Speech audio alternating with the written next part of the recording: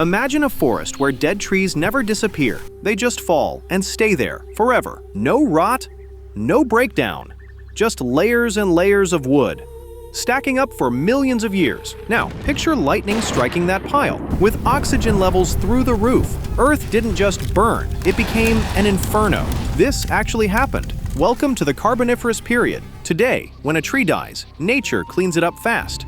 Fungi chew through the bark, bacteria dissolve the fibers, insects tunnel through what's left. Within months, that tree becomes soil again. But rewind 300 million years? None of that worked quite the same way yet. Trees had just unlocked a superpower called lignin. It's the stuff that makes wood hard and rigid. Suddenly, trees could grow tall instead of flopping over. But that same toughness that let them reach the sky, it also made them hard to break down. Fungi and bacteria were trying, but they hadn't evolved the enzymes to break lignin down yet. Decay happened? Sure.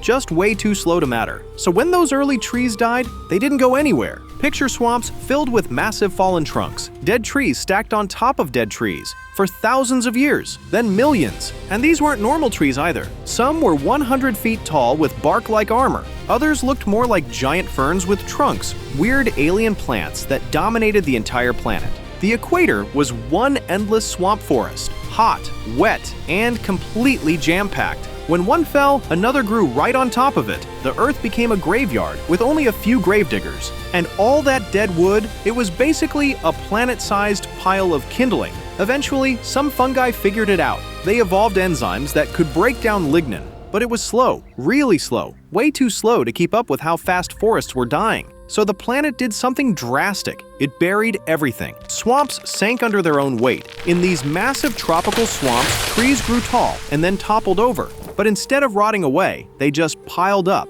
trunk on top of trunk, whole forests worth of logs sitting in stagnant water, going nowhere. Dead wood got crushed into peat. Then pressure and heat turned that peat into coal. Over millions of years, layer after layer after layer. Here's the wild part. 3/4 of Earth's coal, maybe even 90%, all of it created right here, in this one period, which means gasoline isn't really dead dinosaurs, it's dead forests. The Carboniferous was basically Earth's coal factory, and it ran non-stop for 60 million years. But coal wasn't the only thing this created. All those plants were sucking carbon from the air and pumping out oxygen. Normally, decay releases that carbon back. But with almost no decay happening, the carbon just stayed buried, and oxygen kept rising, 30% or more. Compare that to today's 21%. That extra oxygen changes everything. A match that flickers today? Back then, it could start an explosion. Fire didn't just burn in that world, it ruled it. In a world with 30% oxygen,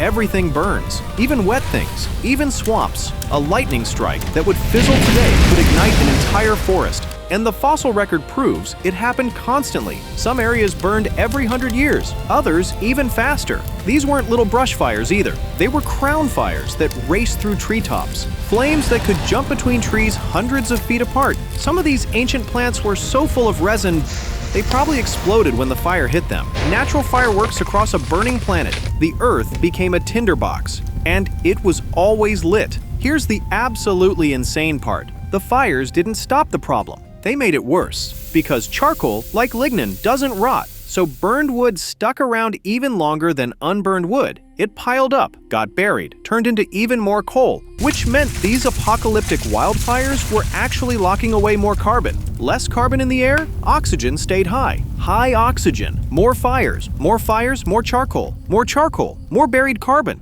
It was a feedback loop made entirely of flames for tens of millions of years. Oh, and one more thing. All that oxygen didn't just make fires worse, it made animals bigger, way bigger. Dragonflies with 2-foot wingspans, millipedes the size of crocodiles, scorpions as long as your arm. Insects don't have lungs like we do. They breathe through tiny tubes in their bodies. More oxygen means those tubes work better, so insects grew massive, flying through forests that were constantly on fire. It was like a nightmare version of Earth. Today we're digging all that coal back up, burning it in power plants and factories, releasing carbon that's been buried for 300 million years back into the atmosphere in just a few centuries. But back then, the planet was doing the opposite. It was locking carbon away faster than life could recycle it, and it nearly burned itself alive in the process. So no, trees didn't go millions of years with zero rot. Decay was happening, fungi were evolving, but just not fast enough. for one brief, terrifying chapter in Earth's history.